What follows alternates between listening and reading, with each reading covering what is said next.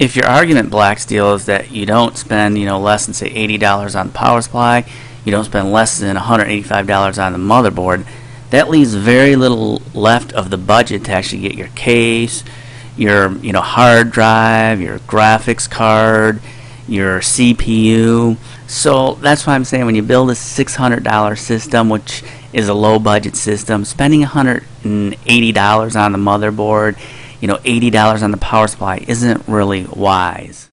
Excuse me. Did I just hear what I thought I heard? No, that can't be.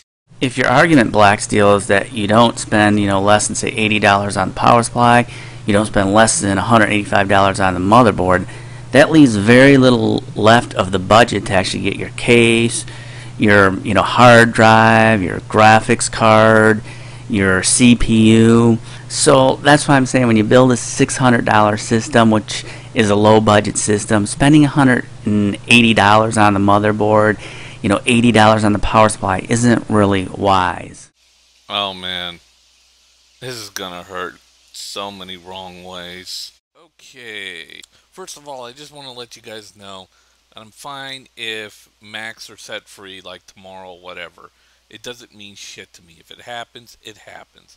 Yes, I'm a Mac fanboy, but if it happens, what? Not really much I could do, but I'll accept it. But to me, this is not really a Mac versus PC. More of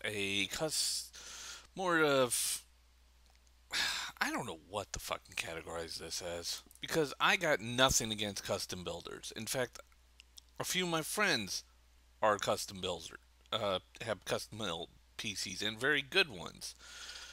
But this is to the remarks from Adobe PC that just did I just yeah, I heard that correctly. What he said about, maintaining the budget or something. He's saying that if you spend too much money if you don't pay $80 for a power supply, which I really don't give a shit, or a motherboard, and a certain amount on a motherboard, that it leaves no room for, everything else on the budget.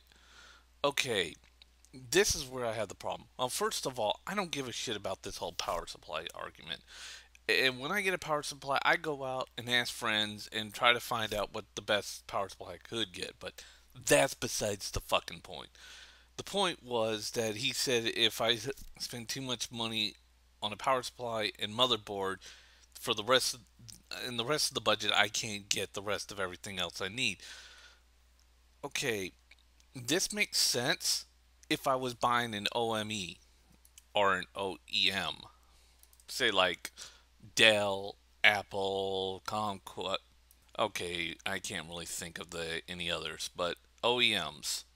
Basically, if I was buying it all packed together, all in one, this and that. But with that, I can at least consolidate my money, or at least save my money for that giant OEM computer, either an Apple, Dell, or whatever, and depending on how much I'm willing to spend on such a computer. But Adobe, you're talking about a custom built PC. A custom build. And this is where a lot of Mac users would end up getting owned pretty badly. Even EMIC got owned in this area by you a couple of times. But what the fuck? See, MacWord made a video saying that it was too expensive to make a custom built computer, and a lot of people basically owed him, even including that asshole Aussie114. The truth is, there's more than one paycheck you can use to build a single custom built PC. Let me explain. In one month or one paycheck, you can at least get the motherboard, or at least if you have to save up for the motherboard, you can get that. Then the power supply, and then in another, or at least in the next month, you can get the power supply, and then the next month, you can go get the processors, the heat sink, etc., etc., etc. And then in the final month, or at least you can put this in any order you want, because that's what custom builds are. graphics card, and then get the mainframe, and then put it all together. That's the whole big secret about custom builds. You don't have to pay for it under a single budget.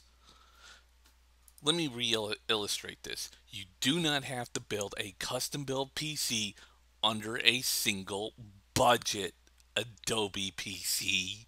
That's why some Mac users, yes, some Mac users, including myself, was okay with setting Mac OS X free, because that at least allows us to pay the same amount for a Mac Pro or whatever, but we won't have to pay it all in one gulp. We could pay it for on individual basis. And yes, I am a Mac fanboy, and I'm okay with paying it all in one, like all other OEMs. And yes, I'm aware that I may have missaid OEMs, and if I did, I apologize. Of course, the reason why I support OEMs in other cases are there are brain dead idiots out there who shouldn't be putting custom builds together at all. Believe me, I've seen the fucking trail of it morons out there. It just should not touch a custom build computer at all, or even attempt to put one together. I think Adobe PC has seen a few of them, but in truth, to put together a custom build PC computer, you do not have to pay for it on a single budget. And now I'm well aware that with the clip that I showed twice, that it probably didn't sound exactly that way, but to me, it did. Paying for a custom built PC all in under a single budget is not a very smart idea for any custom built PC maker, even the really stupid ones. That's all I have to say.